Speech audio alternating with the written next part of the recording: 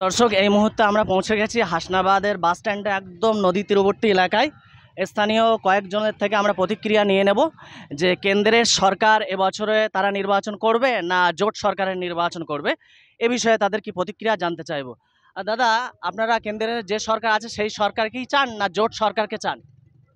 এখন দেখুন,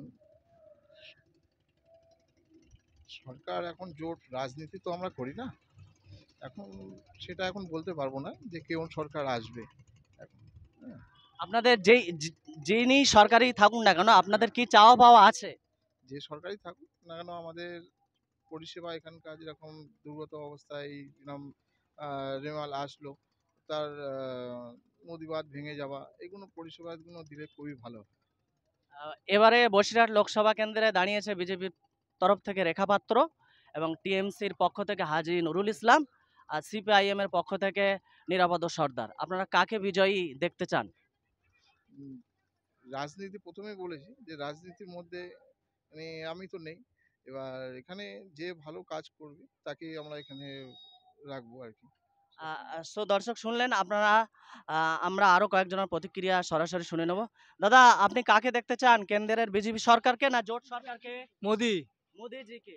সো দর্শক, আপনারা শুনলেন, কেন্দ্রের মোদিজি সরকারকে দেখতে চায় এ দাদা। আরো কয়েকজনের প্রতিক্রিয়া আমরা নিয়ে নেব। দাদা, আপনারা কাকে দেখতে চান, কেন্দ্রের মোদিজি সরকারকে না জোট সরকারকে? অফকোর্স নরেন্দ্র মোদী।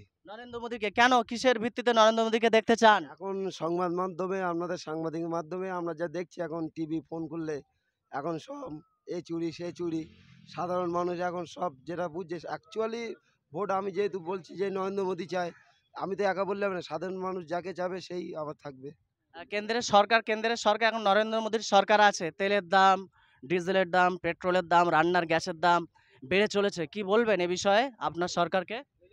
দাম যেরকম বাড়ছে বাড়বে, আমাদের যে পশ্চিমবঙ্গ সরকার, যে মাননীয় মুখ্যমন্ত্রী, তাও তো আমাদের জিনিসপত্রের উপরে প্রচুর কর চাপাচ্ছে। তার মধ্যে যে জিএসটি আছে, সব কিছুই আছে, সে ভিত্তি করে সাধারণ মানুষ দেখবে, যাকে বিবেচনা করবে সে তাকেই পাঠাবে।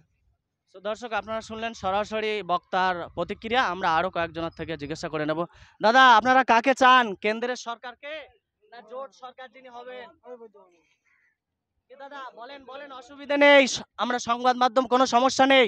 আপনাদের কি চাওয়া পাওয়া আছে, কেন্দ্রের যে সরকার আছে মোদিজি সরকার, সেই সরকারকে না নূতন যে জোট সরকার হওয়ার জন্য গঠন করেছে তাকে আপনারা দেখতে চান? কাকে বলেন? ওখান থেকে নরেন্দ্র মোদীকে দেখতে চান। সো দর্শক, এখানে স্থানীয় মানুষরা তারা আবার ফের পুনরায় নির্বাচন করতে চান শ্রী নরেন্দ্র দামোদর দাস মোদীকে।